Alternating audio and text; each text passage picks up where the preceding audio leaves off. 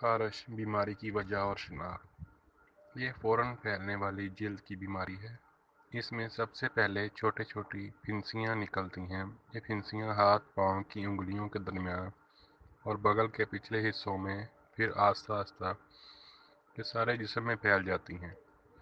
جیسے اس بیماری کا نام ہی خارش ہے، اس لیے اس میں بہت زیادہ خارش ہوتی ہے۔ مریض خارش کرتے کرتے پریشان ہو جاتا ہے۔ گھریلو علاج۔ خارش ہو جانے پر پانی میں نیم کی چھال رگڑ کر لگائیں۔ سنگترے کے چھلکوں کو چٹنی کی طرح پیس لیں اور خارش والی جگہ پر لگائیں۔ تلوں کے تیل میں تلسی کے رس ملا کر کچھ دنوں تک لگانے سے خارش ختم ہو جاتی ہے۔ لیموں کا رس اور چنبیلی کا تیل برابر مقدار میں لے لیں اور متاثرہ جگہ پر لگائیں۔ نیم کے پتوں میں پانی میں ابال لیں، پھر اس پانی سے غسل کرنے سے خارش ختم ہو جاتی ہے۔ نیم کے پتوں کو جلا کر اس کی 10 گرام راکھ لیں۔